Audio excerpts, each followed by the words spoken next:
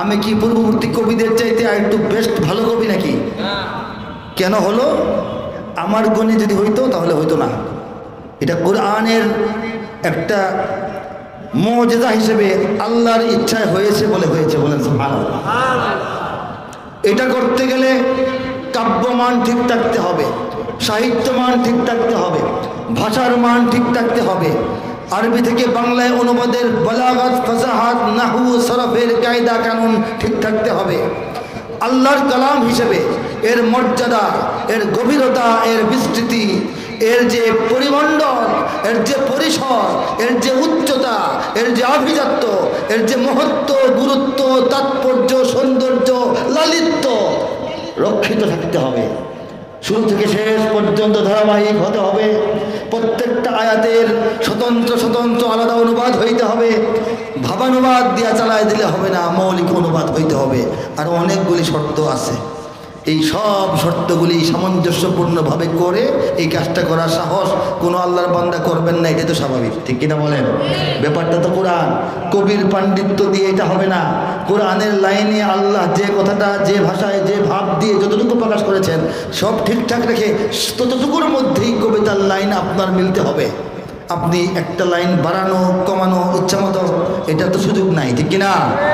এই সব দিক মোটামুটি গ্রহণযোগ্য মাত্রায় রক্ষা করে আল্লাহ পাক এই কাজটা তার এক অধম নগণ্য বান্দাকে কামলা হিসেবে নিয়োগ কইরা ফেলছেন, বলেছেন। শুনবেন একটু, শোনাবেন না? কসম সেই খোদার একটি কণাও তার কেড়ে নিতে কেউ পারবে না। রঙের তুলিতে আঁকা সবুজের ছায়া ঢাকা সুজলা সুফলা পরিপাটি। লক্ষ শহীদ গাজী রেখেছে জীবন বাজি, করেছে স্বাধীন এই মাটি। বাংলাদেশ আমার, তোমার বাংলাদেশ সবার প্রাণ। ধন্য ধন্য আমি সবার চাইতে দামি বাংলা মাটির সন্তান। বাংলাদেশ আমার, বাংলাদেশ তোমার, বাংলাদেশ খোদার দান। সোনার জন্মভূমি তোমার জন্যে আমি জীবন দিয়েছি কোরবান। দেই নাই? ৭১ কয়েকদিন আগে জীবন কোরবান করি নাই? চারিদিকে দুশ্মন আছে না নাই? চারিদিকে দুশ্মন, ভেঙো না মন, সাহস জমিয়ে রাখো বুকে। ইমান জিন্দা করে জিহাদের হুঙ্কারে পরাজিত করো শত্রুকে। চারিদিকে গদ্দার ভিনদেশি দাবেদার, সজাগ দৃষ্টি রাখো সবে। সকল মির্জাফর বিদেশি গোলাম চল রুখতে তাদের আজ হবে। বাংলাদেশ আমার, তোমার বাংলাদেশ অম্লান। বুকের রক্ত ঢেলে রেখেছি সবাই মিলে মাতৃভাষার সম্মান। বাংলাদেশ আমার, বাংলাদেশ তোমার, বাংলাদেশ চিরমহান। এ মাটির বুক হতে বাঁচবে সারা জগতে বিশ্ব মানবতার গান। ঠিক কিনা বলেন? অনেক দামের দেশ নাকি সস্তা দেশ? অনেক দামের দেশ, রক্ত ঘামের দেশ, মায়ার বাঁধন বড় বেশি। হিন্দু মুসলমান বৌদ্ধ বা খ্রিস্টান পাহাড়ি বাঙালি এক দেশে। কেন তবে সংঘাত, কেন কিসের বিবাদ? ভাই ভাই রাখো হাত হাতে। সমরে পক্ষপাতী হয়েছে শ্রেষ্ঠ জাতি, নজির দেখাও দুনিয়াতে। বাংলাদেশ আমার, তোমার বাংলাদেশ খোদার দান। সোনার জন্মভূমি তোমার জন্যে আমি জীবন দিয়েছি কোরবান। বাংলাদেশের জন্য জীবন কোরবান আমরা কেন করি? একটা জমিনের জন্য মুমিনরা জীবন দেয়া দেয় না, এটা নিয়ম নাই। কিন্তু এই জমিনটা এক্সট্রা অর্ডিনারি কিছু গুণাবলী আছে। পৃথিবীতে মুসলিম দেশ বাংলাদেশের মতো খুঁজে বের করেন যে মুসলিম দেশটার চতুর্দিকে অন্য কোনো মুসলিম দেশের সীমান্ত নাই। বিরল, বাংলাদেশের সীমানাটা বিরল। এর চতুর্দিকে অন্য কোনো মুসলিম রাষ্ট্রের সামান্যতম কোনো টাচ নাই। অন্য একটা অবস্থায় আমরা আছি না?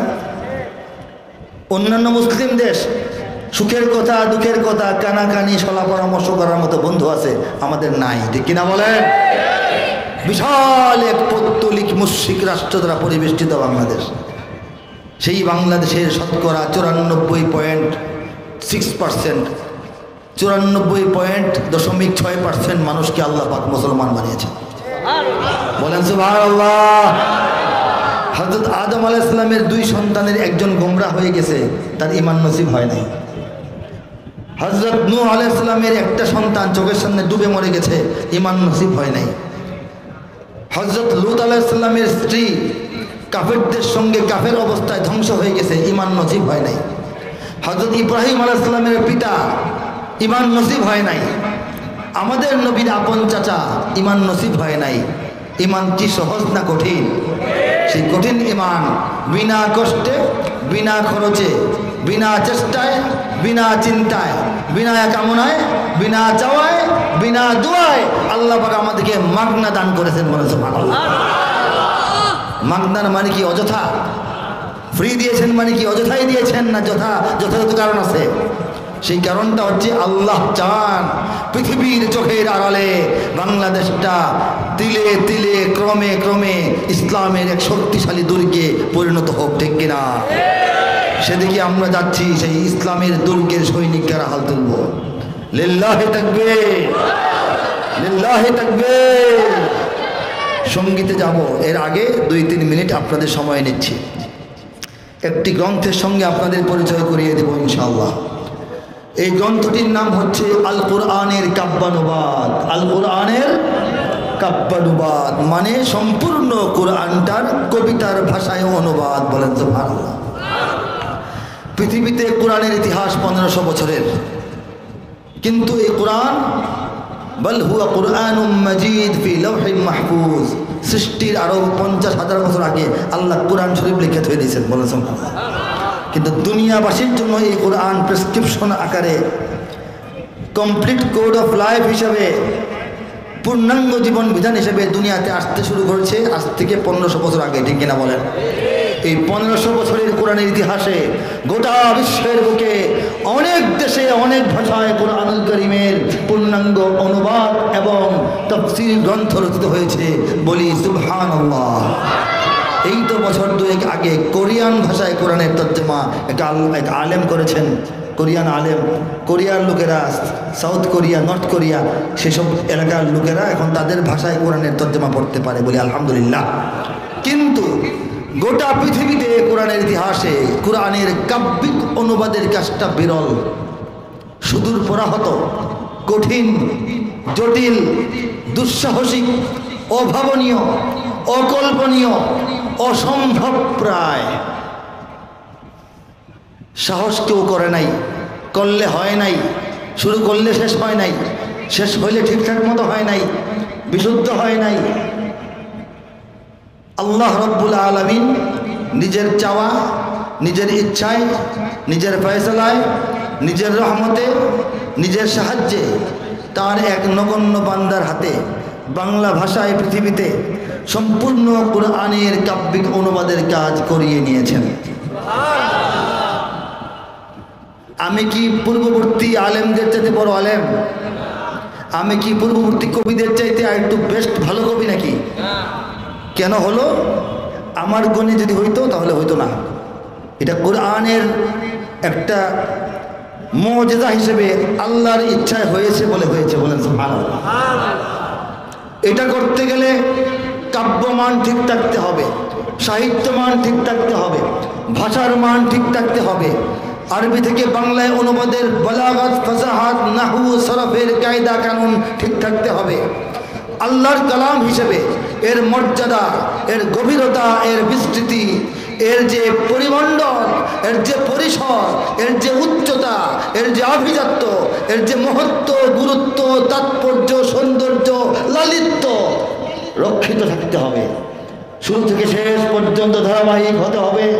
প্রত্যেকটা আয়াতের স্বতন্ত্র স্বতন্ত্র আলাদা অনুবাদ হইতে হবে। ভাবানুবাদ দিয়া চালায় দিলে হবে না, মৌলিক অনুবাদ হইতে হবে। আর অনেকগুলি শর্ত আছে। এই সব শর্তগুলি সামঞ্জস্যপূর্ণভাবে করে এই কাজটা করার সাহস কোনো আল্লাহর বান্দা করবেন না, এটা তো স্বাভাবিক, ঠিক কিনা বলেন? ব্যাপারটা তো কোরআন, কবির পাণ্ডিত্য দিয়ে এটা হবে না। কোরআনের লাইনে আল্লাহ যে কথাটা, যে ভাষায়, যে ভাব দিয়ে যতটুকু প্রকাশ করেছেন সব ঠিকঠাক রেখে ততটুকুর মধ্যেই কবিতার লাইন আপনার মিলতে হবে। আপনি একটা লাইন বাড়ানো কমানো ইচ্ছা মতো, এটা তো সুযোগ নাই, ঠিক কিনা? এই সব দিক মোটামুটি গ্রহণযোগ্য মাত্রায় রক্ষা করে আল্লাহ পাক এই কাজটা তার এক অধম নগণ্য বান্দাকে কামলা হিসেবে নিয়োগ কইরা ফেলছেন বলেছেন। শুনবেন একটু, শোনাবো না? আউযু বিল্লাহি মিনাশ শাইতানির রাজীম। বিসমিল্লাহির রহমানির রহিম। বিতাড়িত শয়তান থেকে চাই আল্লাহর আশ্রয়, বিতাড়িত শয়তান থেকে চাই আল্লাহর আশ্রয়।